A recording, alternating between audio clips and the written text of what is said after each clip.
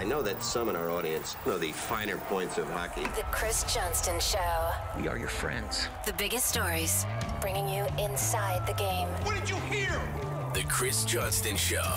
Powered by Sports Interaction, Canada's sportsbook. What is going on?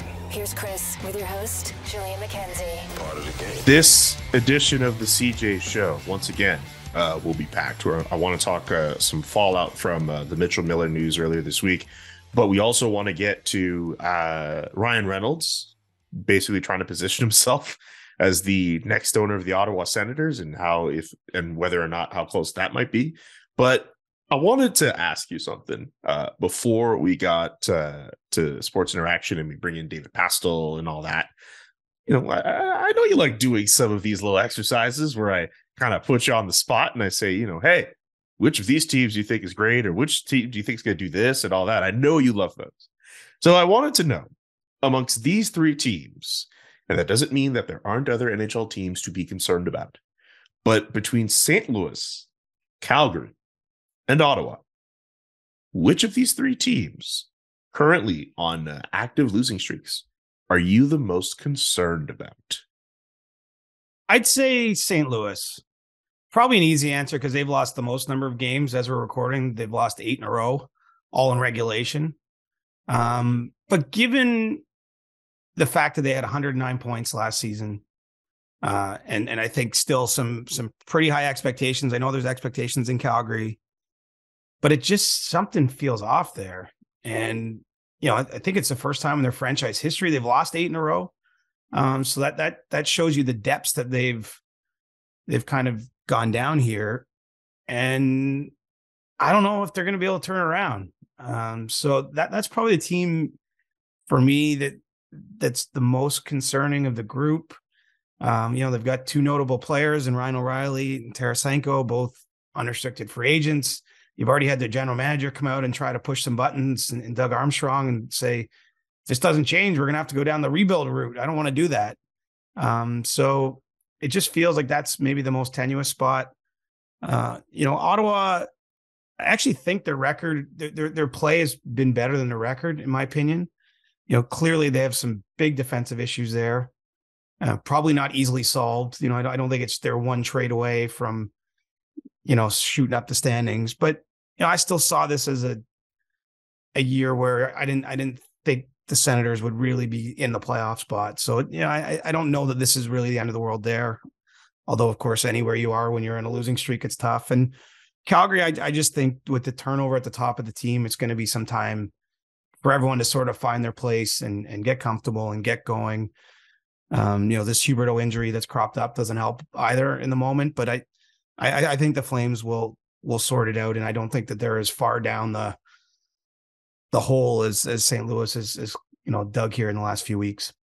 Okay. I like the St. Louis Blues answer. I understand why you wouldn't pick Ottawa. Calgary, the Huberdeau injury, could be injuries. It looked as if we walked out of the last game with a walking boot, it looks like, or a walking cast. That's what it's been identified as. I tried to confirm that on my own. It's a pretty interesting situation with Huberdeau and the Flames right now. But yeah, it's the St. Louis Blues for sure, the most surprising out of all those teams with the losing streak that they're on. And that also leads me to wonder about Craig Berube's future, but I believe he just got extended, if my mind serves, right? Yeah, late last season. He's extended through 24-25. So, you know, it's not to say it couldn't happen, but it doesn't seem likely. And look, let's be fair to Craig Berube. Like, to me, I think that team has been squeezing more juice out of their roster than most. I think he's done a really nice job there. You know, in his time in St. Louis, including taking over midseason on an interim basis and helping lead that team to a Stanley Cup in 2019. So, you know, I'm not necessarily willing to say it's a major coaching issue, but as we go over pretty much every time teams get really struggling, sometimes that's the card to play. I don't see that being the one that the Blues opt for. Okay. What about which of these three teams are you most impressed by? That doesn't mean that we can't be impressed by teams like Winnipeg, who currently are atop their division. But I'd like to know, between New Jersey, Detroit, and the Islanders, which of these three teams are you most impressed by? I'm going to go New Jersey. And the regular listeners of the pod will know that I was a little higher on the Devils entering the season, maybe than some, but I didn't see them getting off to this kind of start. I sort of figured if they got off to this sort of start, it would be because they were getting out of this world goaltending, and they really haven't been. The goaltending's been better than last year, but that hasn't fueled the success, I would say, when you look at team save percentage. And so, now they're dealing with an injury to Mackenzie Blackwood to his knee. The good news there is it could have been worse, or it was feared to be worse initially, and will only keep him out. I think it's 3 to 6 weeks, the timeline the team's announced. So, I'd say all three teams deserve kind of a hat tip or a, great start, but I think New Jersey's is probably the most sustainable, I would say, in my view. And I could really see them being a playoff team. And that says something right there. If you remember the way the East went last year, there was like 20 points between Washington, which was the last playoff qualifier, and the next best team. So there was a huge amount of ground to cover for teams that missed the playoffs last year. And I just think the Devils look like they have the mix to do it. If memory serves, that team that was how many points behind Washington was the Islanders. And a big reason why was because of that, of the first few games of the year where they had to play on the road. Since then, 7 wins in their last 10, second place in the Metropolitan Division. I also threw in Detroit there because that's a team that's been fighting to try to get into the playoffs. They're now second in the Atlantic Division. It's no shade on those two teams either. They're doing really well to start. Yeah, great start. I just think with the team like Detroit that I don't think they're going to be able to hold it there. The Islanders could make the playoffs. I mean, that obviously last year looks like more of an aberration than anything. They'd been to the previous 2 Eastern Conference finals before last year, had a lot of reasons why last season might have went off the rails for them with their building opening late and COVID stuff early on. And, lots of things didn't go their way. So I could see them bouncing back, but I think the Devils are the most positive surprise in the league for me. I mean, look, you could even include a team like Seattle, which is, punching above its weight. And I didn't see anybody predicting that after their first season for the Kraken. Second place in the Pacific Division as of this recording are the Seattle Kraken. All right, it's time to bring on DB. DB from Sports Interaction, of course. Always, if you're playing Sports Interaction, for those 19 and over, we ask that you please play responsibly. And there's a link to responsible gaming strategies in the description of this show. It's time for You Can Bet That. Sports Interaction, Canada's Sportsbook, presents You Can Bet That with David Bastel. Must be 18 plus. Please play responsibly. Ontario only. Welcome to You Can Bet That with David Bastel. Remember to hit up sportsinteraction.com/SDPN for all of your gaming needs. John Tavares of the Toronto Maple Leafs stuck at goal number 399. And of course, Sports Interaction has odds on when he will score goal number 400. DB, when is that happening? Yeah, it's the milestone goal, right? Or at least the next milestone goal, because I'm sure we got a lot of goals left in John Tavares. Well, you know what? Here's what we did at Sports Interaction. We put down basically every single Leaf game in the month of November, because chances are he's going to hit it in November unless he really goes into a deep freeze. So, of course, the next Leafs game is on Remembrance Day against the Penguins. I'm circling that Canucks game because it's also Hockey Night in Canada on Saturday. It's against the Canucks, as I mentioned, 15th against the Penguins again. Devils, and a little bit later down in the month, which would be kind of cool, CJ, against the Islanders.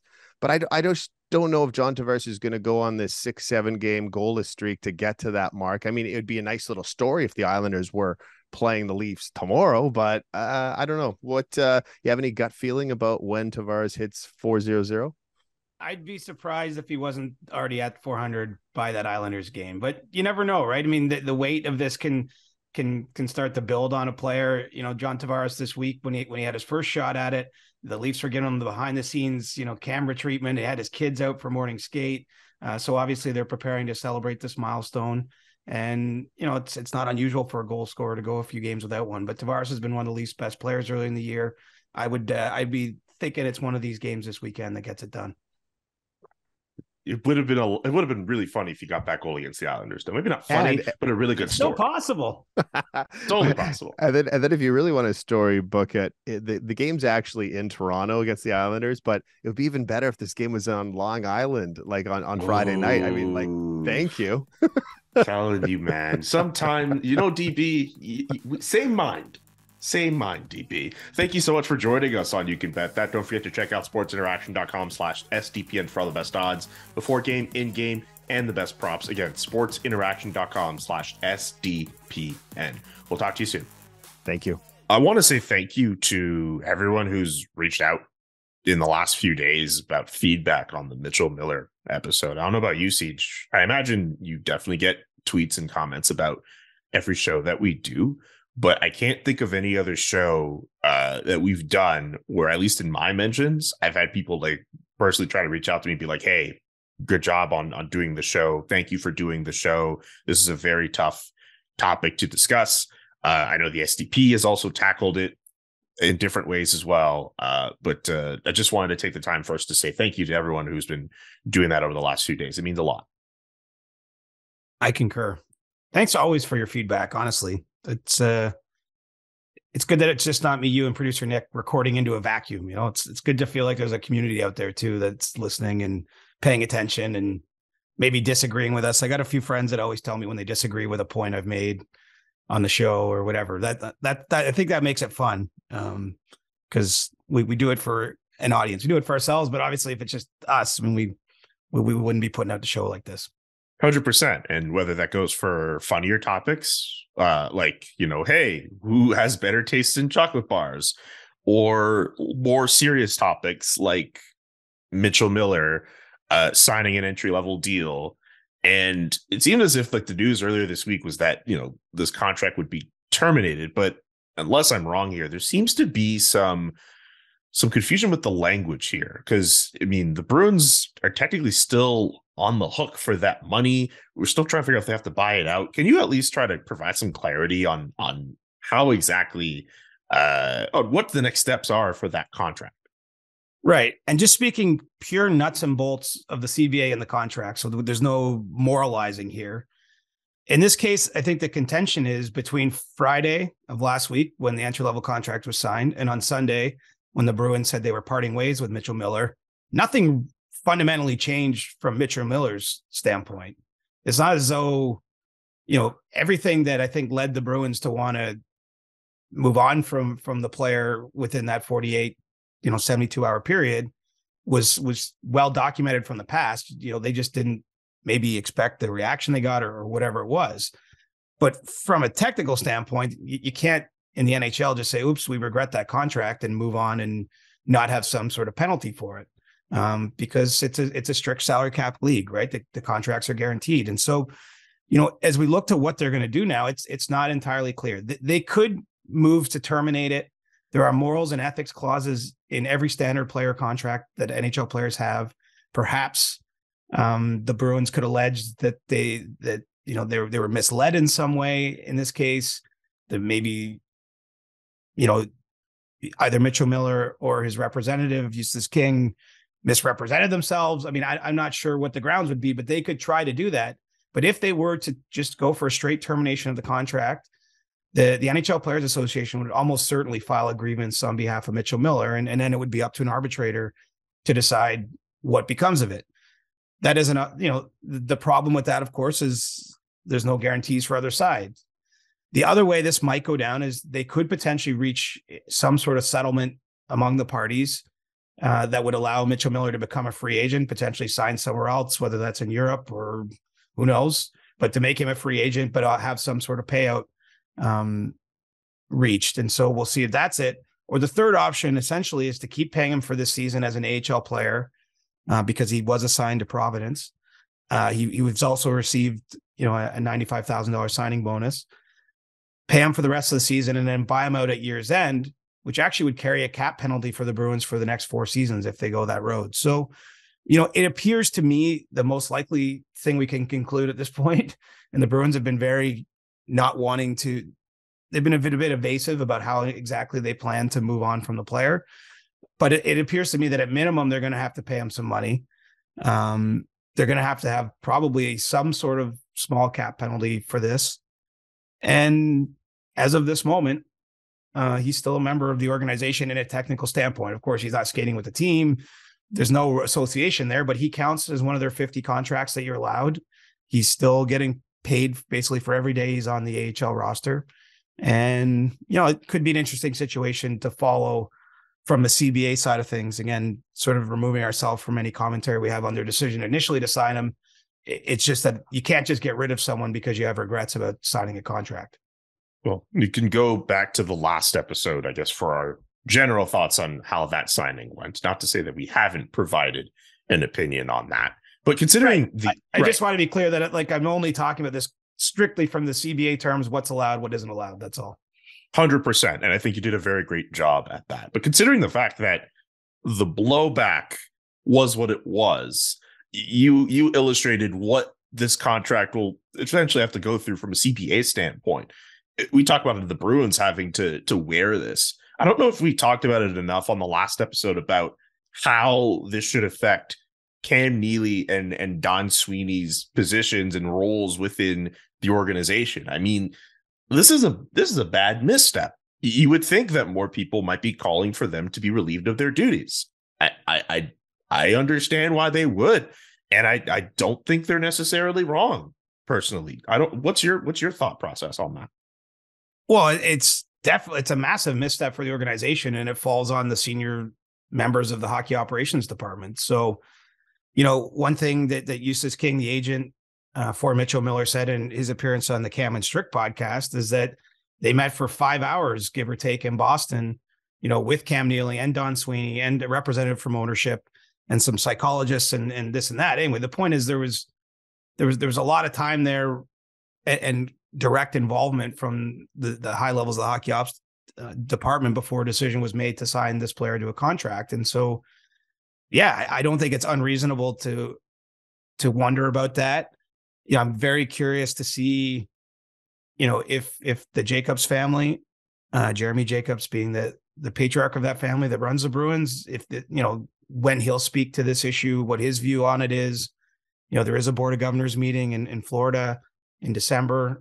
If they haven't addressed it by then, it wouldn't surprise me if it was raised at that point in time. And, Cam Neely did also give at his press conference on Monday a little bit of an open-ended answer about discipline. And he's basically said, I got to work through that this week and today. And, he left open the possibility there'd be some sort of discipline or repercussions within the organization. So I'd say that I don't think the door is closed on that, Julian, even though you might say, why didn't that happen immediately? I mean, there might have to be some sort of almost internal audit of who did what, when, and how this all went down. And we don't have full visibility, of course, into that. But I think it's a fair point to say that, okay, it's one thing just to part ways with them. I mean, there should be some punishment for ever putting the organization in that vulnerable position. And frankly, a position where they've taken a lot of public heat. I don't know if they've felt it in any way financially. I don't know if the fans have, are going to be less willing of that organization to invest their money into them. But it was not a good look, and it was certainly not good for business. And that's partly what those two men are in charge of doing for the organization. Exactly. You mentioned the Cam and Strick podcast. That gets me thinking to that episode with Eustace, but also a statement released by the Hockey Diversity Alliance on behalf of Isaiah Meyer Crothers, the victim in the Mitchell Miller situation. I'm not going to go through the entirety of the statement. You can find that on their Twitter. But it basically just details a lot of the bullying that he endured at the hands of Mitchell Miller. And if you're looking for him to forgive Mitchell Miller, he's not going to do that there. And that is his right to do so. Just any thoughts on first the podcast, and then we can get into the statement. Well, I don't really know what to say. Honestly, it's a messy situation on the way it's playing out, and it becomes someone's word against someone else's word. And when it comes to a lot of this stuff, my view, Julian, is if you read the victim's statement there, that's the final word for me. And so he says they're not friends. He details some of the pain and abuse that he suffered over several years when he was younger. That's enough for me. I think the rest of us that aren't part of this, it's really hard because obviously we weren't there, right? And so, some of what Eustace King was detailing on that podcast is talking about that these guys actually are friends and presenting a different version of events. But to me, the ultimate version comes from the victim in this case. And so, you know, I think Isaiah's words are really all that should matter at the end of the day. I think it's terrible, as we mentioned in our Monday episode, that he's even had to have all this drummed up, that he has to put out a statement like that. I mean, because that only happens because the Bruins signed Mitchell Miller, right? Because they were giving him a professional opportunity, and it brings focus back to what happened. But, you know, it just seems to me, based on that victim statement, that there's still a ton of work, but maybe that will never happen. But that's not a situation where there's been an forgiveness or apologies or what have you, suitable apologies anyway from the victim's end. And so, you know, that's really all I have to say about that. I don't know, we have to get into all the back and forth, because to me, the back and forth ends when you read that victim statement. You know, it's hard to argue against the person that experienced this when it's pretty heartbreaking to read his words on, you know, how difficult this has been for his life and how much it still bothers him today. That's a good point, considering that for someone in Eustace's position representing Mitchell Miller, of course, he's going to try to do the best to defend him the way that he would. I will just say, though, and you don't have to go on the back and forth on that, just for me, just listening to that podcast, just hearing him explain why the use of the N-word was a thing. I don't get the sense also that he fully understood or makes the point that Isaiah is developmentally challenged as well. I was not exactly clear on the reasons why he wanted to take him on as a client in the first place. It felt like, just for me listening to that Cam and Strick episode, I was left with more questions about Eustace's position in all of this, more than answers. But to your point, the back and forth really does end with that statement from Isaiah. It's very heartbreaking, very gut-wrenching, and just my thoughts go out to him and his family, because no one should have to endure any of that from anybody. So yeah, I think that's a good place to leave it on that front with the Mitchell Miller story, which I don't know about you, but actually, no, I think I know from your vantage point too. This is not a story that's just going to die out today. I feel as if we're going to know a lot more about a few other things in the weeks to come. This just my gut feeling on that one. I don't know, you know, because the way I look at it, I think it's going to be very hard for him to attempt to have a hockey career. And so whenever we get to the point where the Bruins do formally cut ties with him, I mean, if I'm not sure what we'll hear of it going forward, honestly. I mean, it's hard to imagine another team thinking they could sign him at this point. So I know he's very young. Maybe there's a path back here. I mean, I always try to see some hope. I mean, maybe there's some growth that come out of this and something can happen, but I don't know. What a strange episode, though. The last week has a lot happened. Absolutely. Okay, it's time to do a bit of a tough transition from a tough topic to a lighter topic. This seems to happen not on every episode of this show, but it happens often enough where even if these things happen, you never get that good at doing those transitions. So there was one Brian Reynolds topic I wanted to get to with him getting the standing ovation in Ottawa. That being said, there is some news that has just popped up on the Twitter wire that actually has to do with NHL media stuff. Sean Fitzgerald from The Athletic, I'll just read his tweet here. Press release. ESPN has signed 3-time NHL All-Star and Norris Trophy winner PK Subban to a multi-year agreement. Any thoughts on PK Subban, the media mogul with ESPN? I mean, color me not surprised on this one. I mean, that's the most natural fit you could ever imagine. I imagine PK Subban had a choice of any of the networks ultimately to do is to further his media career. You know, this is a guy when he was still in the early days of the Montreal Canadiens, you know, did work with Sportsnet when he was a really young guy. And I was still working at Sportsnet at that time. I remember him coming into studio and, you know, he's got an electric personality. I think he's natural for the camera, great energy. You know, I think it's a perfect fit. And then obviously has done some work with ESPN, I believe, in the playoffs the last few years. So I think it's great for hockey. I think it's great for PK. The sport's better with him around it. And you know, I'll be curious to see where he takes it. If this becomes a full-time gig or is it more, it's something he does on the side.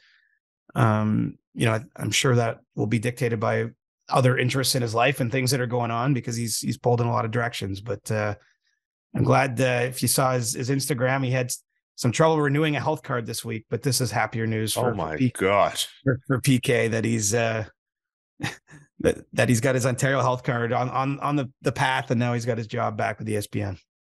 I've been off Instagram for the last little while. So like when people were talking about that, like I had no frame of reference on what he might have said or like how that thing went down. It just that he seemed very angry about what was going on. I feel like I missed so much being on an Instagram hiatus. Yeah. I mean, you're not really missing that much, but I mean, everyone's probably been there at some point, that there can be bureaucracy when you're trying to, especially if you move to a new place. I remember when I moved to London, England, in my early 20s, it was so hard to get a bank account, you need to have a driver's license, but to get the driver's license, you need to have this. Like, it was like a never ending circle where you could never have everything you need. So it can be frustrating. And I suppose PK is probably moving back to Ontario after playing his career, obviously Quebec, Tennessee, and New Jersey. So we can all identify with it on some point, but definitely was frustrated with being sent to different places to try to get this renewed health card. Yeah, I sympathize not with a health card, but with getting my car registered. But I'm not going to bore everyone with the details on that one. Anyway, yeah, anyone who's moved, like it's a pain in the butt. Usually you got a lot of things on the go. So I think that's good. We're Lord. all PK. In this moment, yes.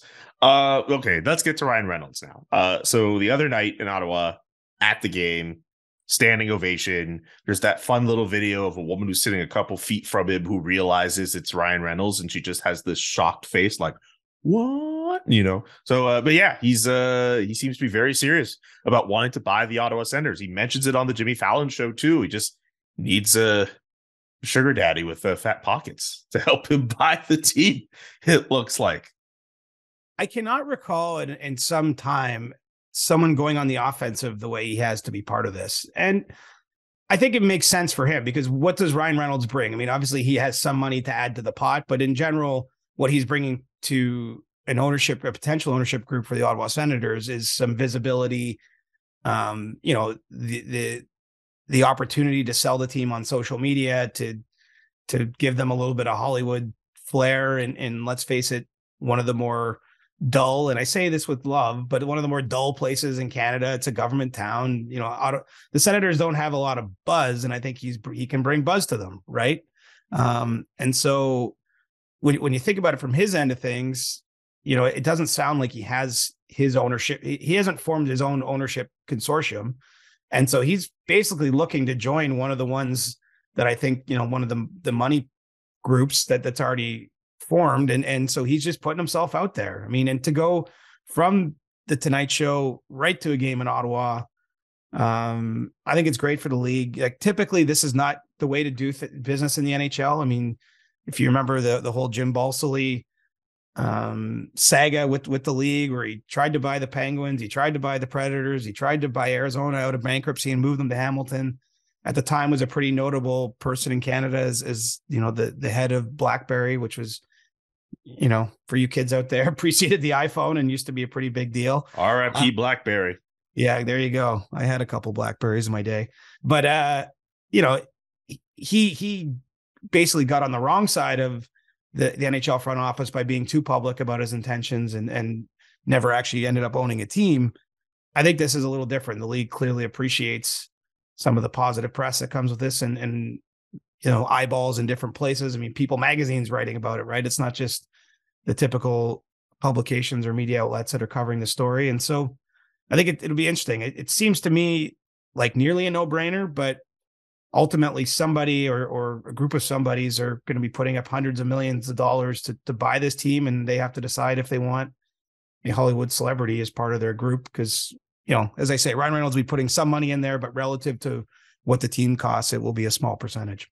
And it's not as if Ryan Reynolds is the only person interested in the Ottawa Senators. Michael Andlauer is showing some interest, and some outlets are even calling him the front runner to buy the team. Yeah, that's premature to me, I think. Michael Andlauer has been, just to call him the front runner. I mean, I think that really what the Senators are engaging in right now is figuring out who's real and who's not, and basically lining up the potential buyers. So it's hard to say anyone's a front runner until that work is done. But I get it. Everyone's trying to handicap this like it's a horse race or something. I mean, ultimately, there's only going to be so many groups that have the kind of money to do this. I would think it's like 2 or 3, something like that. Maybe it ends up like lots of people might have the idea that they're interested, and then they get in the process and realize that it doesn't really suit what they need. And the part of this that maybe isn't discussed enough is it's not just buying the Senators. You have to be buying the Senators and have some confidence you can build a new building at LeBreton Flats, which costs money and also might take some political capital to ensure that project gets seen through. Because I don't think anyone's buying this team with the intention of keeping it Ottawa and the intention of keeping it long-term playing at the arena in Canada, which is in, I don't want to call it in the wrong place, but it's in a tough place if you're coming from downtown Ottawa to go to a game. And I think clearly everyone thinks it will be a different matter if they can get the arena built closer to downtown on that piece of land. So there's a lot of, it's not just getting together whatever number, hundreds of millions to buy the team. It's, do you have another $1 billion to build the rink? And do you think you can get it done with the local government? So I think there's a lot of different dynamics at play as we work through this process. You had $1 billion and you could buy yourself a sports team. Which team would you buy? Could I buy the Dallas Cowboys? I don't think $1 billion might be light for them. Yeah, it might be light change. You might need a few more billions. I guess it's, the question was asked about that crazy Powerball payout, right? Maybe buying a sports team would be kind of fun. I don't know. For some reason, I would like to buy. It seems like owning like British soccer teams is like cooler. Like the experience is a little cooler even than the NHL teams, maybe for the owners. I don't know. It's weird. There's a different ownership culture, right, among each of the sports. Like if you watch an NFL game, pretty much every game you see a shot of the owner's box for either team. Like it's almost like it's part of it. Mm-hmm. In the NHL, we don't tend to focus on the owners of the teams too often. I mean, sometimes we do, I guess, when there's a situation that doesn't seem to be going well. But when do we ever talk about the owner of the New York Rangers, really? Like it's just, I don't know, it's not as much a part of it. So I'd like to be an active owner, maybe buy like a lower level soccer team in Britain and try to get them up to the Premier League or something cool like that. That'd be cool. Also, how long until the SDPN becomes a shirt sponsor for one of those like soccer teams, like in Europe? Like, so some 4th division team in like Denmark that has SDPN on the front. I would love that. That would be awesome. Yeah, that's what Adam Wilde was saying to me. He's like, why don't you buy the SDPN? Or maybe it was Steve that said, why don't you buy the SDPN if you have the Powerball? But yes. I don't know if I could endeavor to own such an empire as the SDPN. So I think those guys I think those guys are doing just fine with it right now. I'm just happy to be a small part of the tribe. You're so modest. I don't know. I don't actually know anything about this business, man. Like that's what I'm saying. Like I trust these guys. I'm not. I couldn't run a company successfully for that. Okay. All right. Well, I'll take the 1.9 million in the Powerball, which I think is the latest billion. Number. Yeah, billion, not million, billion, and buy SDPN and buy a few other teams myself. Let's do that. Shirt sponsorships, jersey, everything. There's lots of NHL jerseys that don't have a sponsorship right now. We could get the SDPN on one of those. Could you imagine like the Arizona Coyotes with like a helmet sponsor, SDPN? Like people would lose their shit. I could. Get it done, Adam Wilde. Get it done, Adam Wilde. Get off your wallet. Get off your ass. Do something. How are the Leafs and their goalie situation? Matt Murray's hurt. Ilya Samsonov is on IR. They signed Keith Petruzzelli. I don't know who that is. Yeah, can you, not to make a very abrupt divert into the goalie situation, but how is that going? It's actually going just fine. The Leafs are fortunate that Eric Kallgren gave them a couple of good outings last weekend after Samsonov went down with an injury, because, it sounds like Matt Murray, I would expect to probably play Saturday for the Leafs. So he's If not Saturday, he'll be available next week anyway. He's very close. It sounds like Samsonov's injury wasn't as bad as they feared, his knee injury. He's been on the ice already a couple times, and Shalgren has actually played pretty well. The Leafs have taken 7 of the last 8 potential points. So that helped get them through what could have been not a great situation, especially given some of the teams they had to play. Like it was a game against Boston where Samsonov got hurt. Then they had to play in Carolina 22 hours later, another top team. Then they played Vegas on Tuesday. So it could have been really debilitating, but Shalgren, give him some credit for getting through. And, Keith Petruzzelli is a great story. I've heard actually from someone who works for another team that he was really turning heads last year in the ECHL. Started his American Hockey League season this year at the Toronto Marlies with a 6-0 record. So obviously had some success out of the gate there, and was on an AHL contract that got upgraded to a full NHL deal because the Leafs needed a backup. But, I don't know long-term what his prospects are. He's really just getting going as a professional goaltender, but hey, this might be a break he needs. Maybe he'll get into one of the games this weekend if Matt Murray isn't ready to return on that timeline. And, this is what happens. Jordan Binnington was once the 5th goalie in St. Louis way back when. James Reimer was the Leafs' 3rd or 4th goaltender, and they had some injuries, and he's gone on to play 300 plus NHL games. I mean, sometimes you just need an opportunity, and that's what this was for Keith Petruzzelli. Yeah, good for him. Good for him. Almost worthy of a stick tap if you really think about it, if he gets the start over the weekend as well. But it just seems generally between that, and even if that is going on, it's kind of cooled off in terms of the temperature in Toronto, considering what it was about 2-3 weeks ago in the city. Just it looks as if they look a lot better than they were at the start of the season. Yeah, winning is the best deodorant, man. Like I always like say that phrase.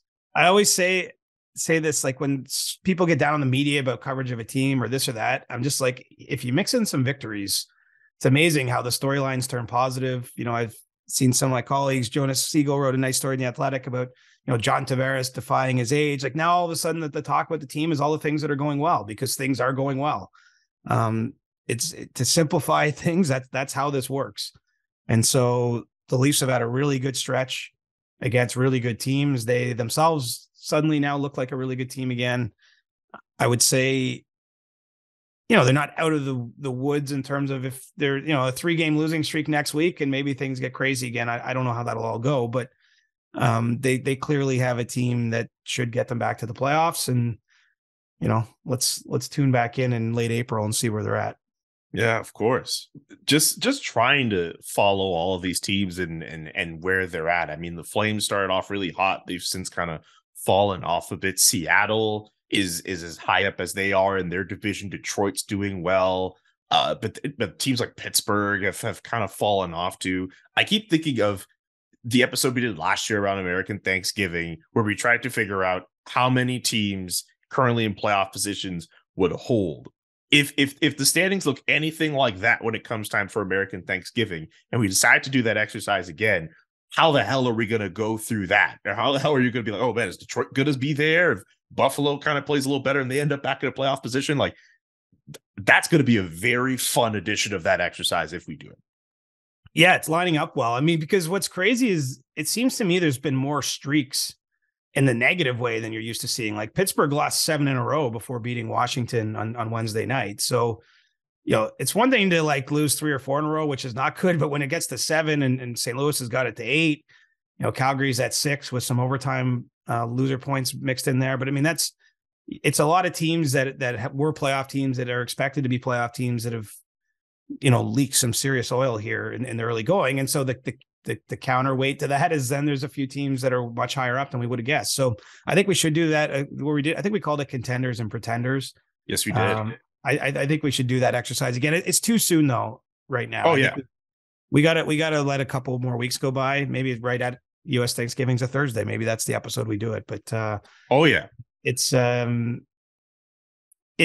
it's going to be, it'll be tough. We'll see. Like 2 weeks, a lot can change too, right? Maybe St. Louis wins 5 in a row from here, and then it'll just look more normal. It will be more balanced out. So we just got to let the games play out, man. We can't force it. 2 weeks from today, American Thanksgiving. That is probably when we will do it, just to be consistent with how we did it last year. But I'm happy you enjoyed Contenders versus Pretenders. I thought you were going to be a little bit more like, oh man, you're putting me on the spot, trying to figure out how do I get radioed, blah blah blah. Oh man, I took some heat for that episode last year, but I mean that's the game, right? We're trying to figure it out ourselves. Nobody has a crystal ball. We're all just guessing, educated guessing. That's what it is. It's educated guesses. It's an opinion. Yeah, but like you're among the best at those educated guesses. We're not just. I mean, I don't know if I go that far. Let's not be too much. All right. It's time for stick taps. Do you have a stick tap for this week? I have the opposite of a stick tap. Oh, okay. What would we call the opposite of a stick tap? Like a spear? Yeah, a spear behind the play to Elon Musk. Oh, okay. All right. Go off, sir. Okay. I mean, we can already see the writing on the wall here about some of the challenges of Twitter if this new verification system holds, especially to do our job. It's a good lesson for everybody in the dangers of relying on a third party to operate an important platform for us. So yeah, I don't like where this is going. So this is a dirty hit behind the play on Elon Musk. Introducing something spicy and new to the podcast. Ooh. We did this on YouTube, so I don't think Elon Musk has any jurisdiction over us about what we say about him here. But okay, all right, cool. So no stick tap. Well, did you see? Look, it was preposterous, the Connor McDavid one, because 100%. But I wasn't actually close to being fooled there. But it does illustrate what might happen when someone's doing that with Darren Dreger's likeness or my likeness or Elliot Friedman or even just creates a fake team account with the blue check mark. I don't like it. I actually do believe in the idea of free speech and so but just, I don't understand where this is going yet. It just doesn't seem good, right? I think I'm comfortable saying that. I don't really know what's going to happen with Twitter under Elon Musk. It's early days and there's a lot of conflicting info that's come out. It does not appear to be going to a good place for those of us that professionally spend a lot of time there. Especially considering how good of a content aggregator it is. My first thought went to the trade deadline or days where we know we're all going to be on Twitter. We know we're all going to use that platform to figure out information from what you're going to say or Friedman or Dreger. And yes, it's happened before, obviously, where someone will make the parody account and some fake story will go. But it seems as if it's so much easier now with this verification process to have a really legit looking account say that Austin Matthews has been traded for a 5th round pick to Arizona. I feel frustrated about it. I can only imagine what you might be going through, the rest of your colleagues. The next thing I'm wondering too is the media companies that are in charge of us, essentially, what are their thoughts on this and how are they going to combat this problem? Or do they what do they do? How do they stand on all of this? I have no idea what the Athletic stance is on this. No, I mean, it's too soon. I just think because I don't really know what's going to happen. It's changed even already what they said this system's going to be. So I just think it doesn't look like it's heading in a good direction. And so that's why I'm giving out a little shot behind the play. Okay. So we'll workshop an opposite term for stick tap. But I do like where you're going from. I do like this. I like this. This is cool. I like to focus on the positive in general, but I just had to get that off my chest. This sucks the way it looks. So you ain't paying $8 to keep your blue check? Well, I don't know. If there's a reason to, I'd think about it. But right now, I don't see a reason to. It's the fact you have to pay $8 a month for that. Anyway. All right. So Elon that's Musk. $8 US, man. That's like $100 Canadian.